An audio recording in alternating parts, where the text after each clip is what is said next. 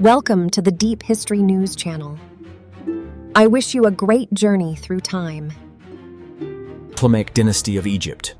The fascinating story of the last dynasty to rule ancient Egypt, founded by a general of Alexander the Great. Full of palace intrigue, royal incest, assassinations, and culminating with Cleopatra VII and her relationship with Rome. A Greek empire in Egypt that lasted nearly 300 years. The origin of a Greek empire in Egypt. In 323 BC, the known world trembled with the death of Alexander the Great in Babylon. At just 32 years old, the Macedonian conqueror had created one of the greatest empires of antiquity, stretching from Greece to India. But without legitimate adult heirs, his generals and the Diadochi fiercely disputed the spoils of the empire. Among them stood out Ptolemy, son of Lagus, a close companion of Alexander and a respected commander. Ambitious and shrewd, Ptolemy chose Egypt as his share, knowing that this fertile land, rich in tradition and mysticism, could offer more than power, a throne. In 305 BC, Ptolemy proclaimed himself pharaoh, assuming the title Ptolemy I Soter, savior.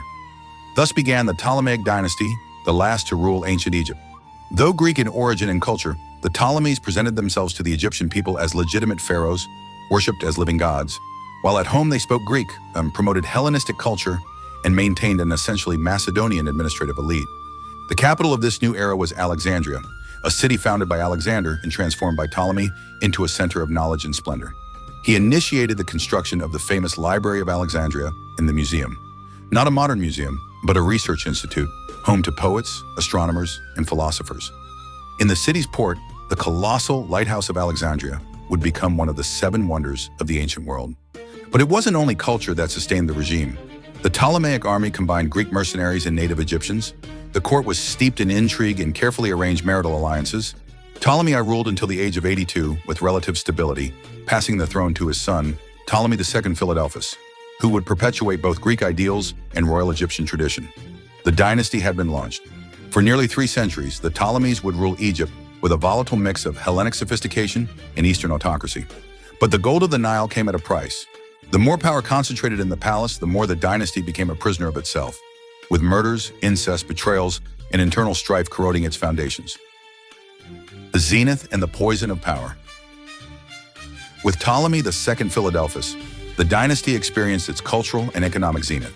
His reign, 283 to 246 BC, was marked by political stability, monumental works, and refined diplomacy. Alexandria became the jewel of the Mediterranean. The library reached its height, gathering hundreds of thousands of papyrus scrolls. Scholars like Euclid, the father of geometry, and the poet Callimachus flourished under his patronage. In the harbor, the lighthouse guided ships from all corners of the known world. It was a new Athens, but on the banks of the Nile. Yet beneath the golden veneer of Hellenism, royal blood began to boil. The dynasty adopted pharaonic practices of sibling marriage, brothers marrying sisters to preserve the divine bloodline. Ptolemy II married his own sister, Arsinoe II, in a gesture that shocked traditional Greeks but pleased the Egyptian clergy. The common title Philadelphus, sibling lover, would become recurring among successors.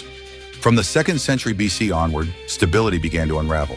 The succession war between Ptolemy VI Philometor and his brother Ptolemy VIII Euergetes II, nicknamed Physcon, or Potbelly, triggered a devastating era of internal conflict. Assassinations became palace routine. Ptolemy VIII went so far as to torture and kill his own son, mutilate opponents, and expel intellectuals from the court. The Egyptian people, marginalized from power and oppressed by taxes to sustain courtly luxury and senseless wars, began to revolt. Egyptian cities like Thebes became sites of harsh uprisings, with local leaders demanding the restoration of a truly Egyptian Egypt. Meanwhile, Rome, the emerging Mediterranean power, watched attentively. Internal disorder and increasing dependence on Roman diplomacy turned Egypt into an almost informal vassal state. Roman ambassadors interfered in succession disputes, pressuring the Egyptian throne to act according to their interests. At the same time, the dynasty's identity became increasingly confused. They were Greek kings wearing pharaonic crowns, but whose decisions represented neither the Greeks of the diaspora nor the native Egyptians. The court sank into luxury and paranoia, with rival queens poisoning the children of other wives and princes being born only to feed new cycles of civil war. The splendor of Alexandria contrasted with the moral degradation of the palace. The city's intellectual brilliance was no longer enough to mask the internal rot of power. Cleopatra, the Queen and the Bleeding Empire. Cleopatra VII Philopator took the throne at age 18 in 51 BC alongside her brother husband Ptolemy XIII. She was fluent in Greek and Latin, and unlike her predecessors, spoke Egyptian, a symbolic gesture that earned her the support of the people. Intelligent, charismatic, and a strategist, she soon found herself in conflict with her young brother and the regents who controlled the court. She was exiled, but not defeated. While Cleopatra plotted her return, Rome was mired in its own civil war between Pompey and Julius Caesar. When Caesar arrived in Egypt pursuing Pompey, he found a kingdom in crisis. Pompey had been murdered on the beach by allies of Ptolemy XIII in a desperate attempt to please Caesar. The plan backfired. Horrified by the crime, Caesar became involved in Egypt's internal affairs. Cleopatra, bold and resourceful, managed to enter the palace secretly and presented herself to Caesar wrapped in a rug. The episode became legendary. Impressed by her presence, Caesar allied with the young queen.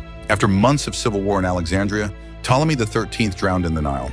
Cleopatra consolidated power, becoming co-ruler with her younger brother, Ptolemy XIV, who would soon also disappear. The relationship between Caesar and Cleopatra caused unease both in Rome and in Egypt. To many Romans, it was unacceptable for the dictator to have a public affair with a foreign queen, and even more scandalous to father a child, Caesarion, with her. To Egyptians, Cleopatra seemed to have handed the nation's fate to the whims of the Roman conqueror. But the queen saw Caesar as the only force capable of preserving her dynasty in the face of Rome's growing appetite. After Caesar's assassination in 44 BC, Cleopatra returned to Egypt. She ordered the death of Ptolemy XIV and proclaimed Caesarion as co-regent, betting on his father's legacy. But the new Roman order was uncertain. Amid disputes between Caesar's heirs, the charismatic general Mark Antony, a former ally, emerged as the dominant figure in the East. A new chapter began. When Mark Antony summoned Cleopatra to account for herself in Tarsus, in Cilicia, she arrived aboard a luxurious barge, portraying herself as Aphrodite incarnate. The performance was irresistible. What began as a political alliance became a passionate affair. Cleopatra joined him in a union that defied the gods and the Roman power structure. They had 3 children, divided territories, and held public ceremonies celebrating their shared authority. The end. Tragedy, death, and the last breath of pharaonic Egypt. The Battle of Actium in 31 BC sealed the dynasty's fate. The forces of Mark Antony and Cleopatra were defeated by Octavian's fleet in a decisive naval confrontation off the Greek coast. Antony, defeated and abandoned by allies, sought refuge in Alexandria with Cleopatra. Both knew the Roman siege was only a matter of time. In the following months, Alexandria lived a golden yet somber twilight. Cleopatra prepared funerary rites, sent Caesarion to Upper Egypt to escape death, and attempted to negotiate with Octavian. But there was no salvation. Antony, misled by false news of Cleopatra's death, committed suicide in despair. She, in turn, chose to end the dynasty with royal dignity. According to one version, she died by the bite of an asp. According to Roman sources, by a refined poison hidden in a hairpin. Cleopatra's final act was symbolic: to die as a queen, refusing to be paraded as a trophy in Octavian's triumph. Her body was buried beside Mark Antony, as per her wish. The exact location of her tomb remains unknown, shrouded in legend and silence. Octavian entered Alexandria as a conqueror. He executed Caesarion. There can be only one Caesar, and annexed Egypt as a personal province of the Roman Empire. Cleopatra was the last pharaoh of Egypt. With her death in 30 BC, not only did the Ptolemaic Dynasty end, but also 3,000 years of native, divine rule over Egypt. Egypt became the crown jewel of the Roman Empire. Its wealth fed Roman granaries, its mysticism enchanted poets, and its culture was reinterpreted through a Latin lens. Alexandria remained influential, but its political role was suppressed, and the Hellenistic fusion that characterized the Ptolemies slowly faded. Over the centuries, the deeds of the Ptolemaic dynasty were lost to the dust of civilizations. Many kings were forgotten, their tombs looted. Only Cleopatra remained, the woman who dared to challenge the greatest empire on earth, and who, until the end, embodied the spirit of Isis, mother goddess, queen, strategist, an eternal symbol of a defiant Egypt. Today, the dynasty survives in stones, papyri, and names. A Greek empire dressed as a pharaoh, whose legacy echoes among ruined columns, sculpted busts, and myths that defy time.